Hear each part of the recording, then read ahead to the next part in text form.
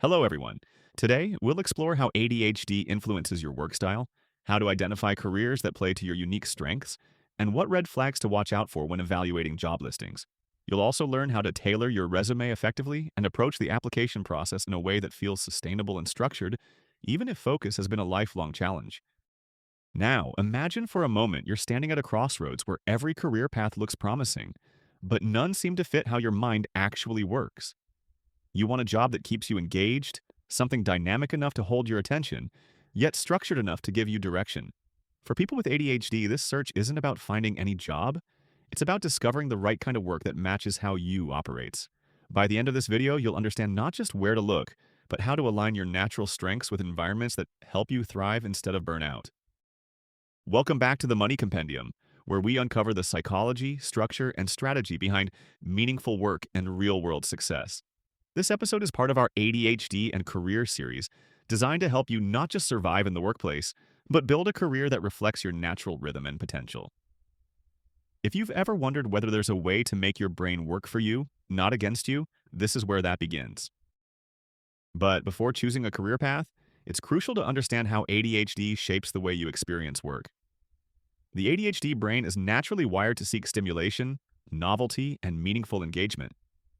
Tasks that feel repetitive, overly structured, or detached from personal interest can quickly lose their appeal, not because of poor work ethic, but because the brain's reward system doesn't release the same motivation signal it does for engaging tasks. When a job offers variety, social connection, or a sense of purpose, attention becomes easier to sustain and energy flows more freely. Recognizing these biological differences is essential for designing a fulfilling career path. The ADHD brain performs best when the environment provides the right balance of urgency and feedback. Roles with visible results, quick turnarounds, or fast decision-making tend to hold attention more effectively than those with long delays between effort and reward. This is why careers in journalism, design, emergency response, marketing, or even hospitality often feel like natural fits. They combine structure with unpredictability. By contrast, jobs that require extended solitary focus or long stretches of routine can cause motivation to collapse, even when the person is fully capable. It helps to think of ADHD work rhythms as needing movement. That can be literal movement like walking or hands-on projects, or controlled task switching. Think of a scenario where you are taking little bites out of a project, like accomplishing one or two micro goals, then switching to another task for a moment to avoid stagnation.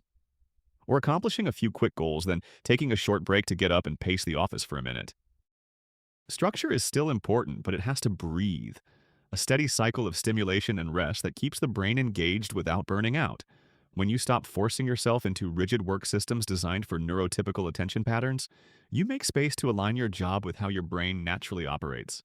Your best work doesn't come from fighting distraction, it comes from working in environments that energize your focus. Now that we've explored how ADHD work patterns function, the next step is identifying careers that harness those strengths. The goal isn't to eliminate challenges entirely, but to find roles where ADHD traits become assets rather than obstacles. Many people with ADHD excel when they're encouraged to problem solve, experiment, and adapt quickly. Traits like creativity, empathy, intuition, and resilience are powerful when matched to the right environment. Creative industries are often well suited for this mindset. Graphic design, film production, music, and writing all allow for expressive thinking and nonlinear problem solving. Similarly, entrepreneurial paths, whether launching a small business, working in sales, or managing projects, channel the ADHD tendency toward novelty and risk-taking. People who enjoy constant learning might thrive in technology, marketing, or consulting, where every project presents new challenges. For others, hands-on professions such as teaching, emergency medicine, or skilled trades can satisfy the need for both movement and variety. Finding these opportunities involves both reflection and experimentation. Start by tracking when you feel most alive during work or hobbies. Those moments often reveal environments that align with your dopamine-driven attention system. Then, explore career databases or niche job boards that highlight creative or dynamic fields, such as Media Bistro, Flex Jobs, or even local startup listings. You can also seek internships or short-term contracts to test drive roles before committing fully. Over time, patterns emerge that point toward your most sustainable focus zones. The right career for ADHD isn't about fitting in. It's about finding where your natural energy becomes your greatest strength. One quick tip is to look at your hobbies. Find some key aspects in them, like maybe they have a lot of walking like hiking, or they usually have you talking to groups of people. If it's the talking that's common for you, think about what subjects you just can't seem to stop yourself from discussing once you get going. That'll tell you a lot about the career you should pursue. Love hiking? Maybe consider working at a national park. Love communicating ideas to a captive audience? Maybe you're meant to be a teacher. Give this a try and maybe share some ideas in the comments to help a few of your fellow ADHDers along their paths. Once you've identified the types of jobs that align with your ADHD strengths, the next step is translating that understanding into a clear, confident resume and application process. For many with ADHD, this part can feel daunting because it demands organization and attention to small details. The solution isn't to force perfection, but to design a repeatable system that reduces mental load and decision fatigue. Preparation is not about being rigid, it's about building a framework that helps your creativity shine through consistently. Start by building a master resume, a document that holds everything: your skills, experience, education, and achievements. This version is your foundation. When you find a specific job, copy that document and tailor it. Highlight the parts that match the job description while cutting anything unrelated. ADHD brains often lose motivation during repetitive tasks, so using this master template keeps you moving without starting from scratch each time.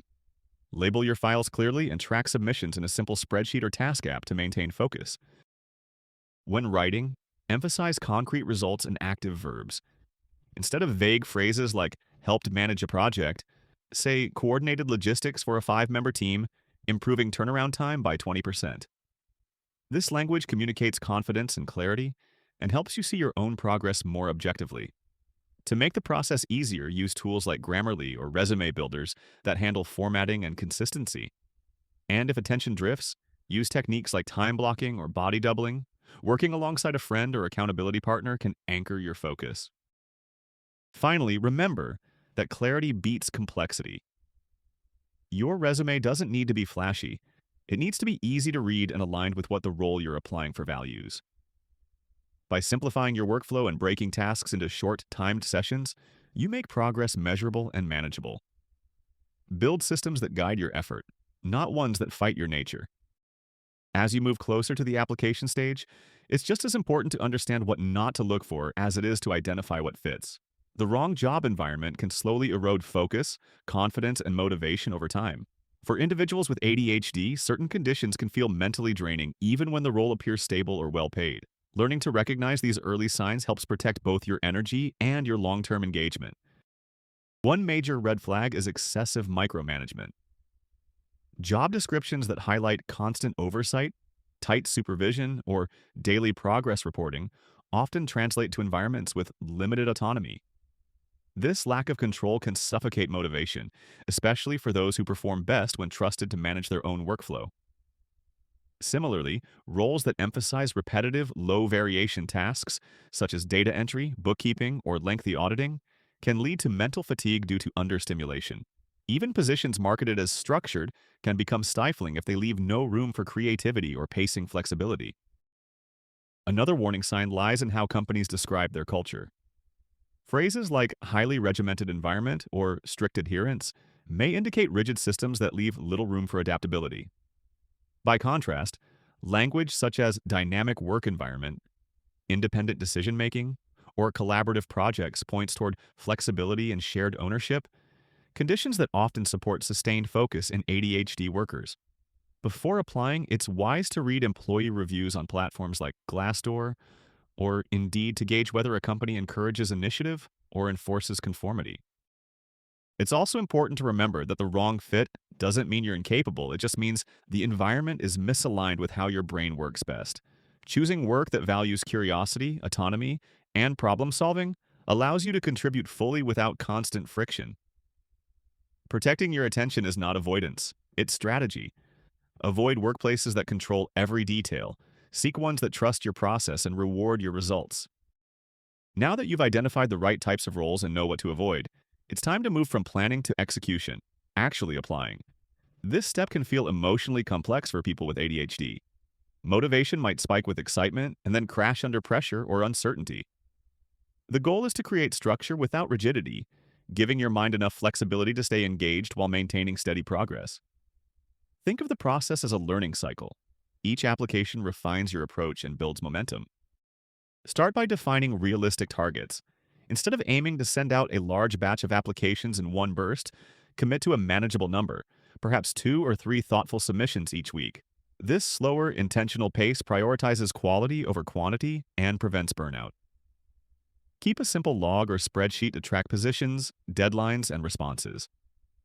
Seeing progress visually helps sustain motivation by turning invisible effort into tangible results. It's equally important to manage expectations.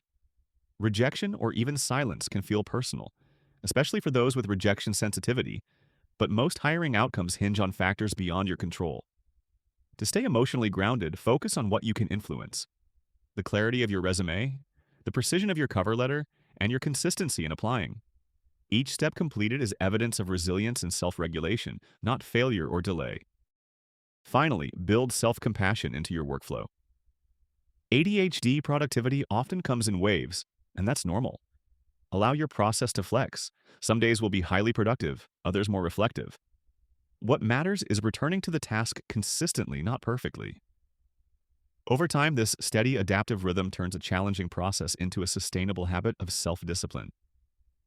Success in applying isn't about perfection, it's about consistent, balanced effort aligned with your natural rhythm. And equally as important, don't get down on yourself if you miss a deadline or 2 or 3. The world is full of opportunities, and as long as you're making any progress at all, you're doing exactly what you need to. Even if that progress is just acknowledging that you need to take a day or two to just unwind and reflect on what you've been doing. Finding the right kind of job for an ADHD mind isn't about changing who you are. It's about choosing environments that bring out your best. When you stop fighting your attention patterns and start designing your work around them, productivity stops being a battle and becomes something natural that can eventually feel nearly effortless. Unfortunately, picking your ideal career path or a few decent options isn't the end of this journey. You still have quite a bit to do after that part, but trust me, it's all manageable and most of it is much harder in our minds than it is once we are actually doing it. So you know what you want to do for work, and you're pretty in tune with what your strengths are, so now what? The next step is learning how to present those strengths in a way that turns ADHD from a hidden struggle into a visible advantage. In our next video, we'll explore how to approach interviews with confidence, using storytelling, authenticity, and structure to make your mind's natural energy your strongest asset. Before you go, we'd love to hear your thoughts. What kind of job environments have made you feel most focused or fulfilled? Share your experiences in the comments. You might help someone else see what's possible. And if you found this helpful, consider subscribing for more deep dive lessons like this right here on the Money Compendium.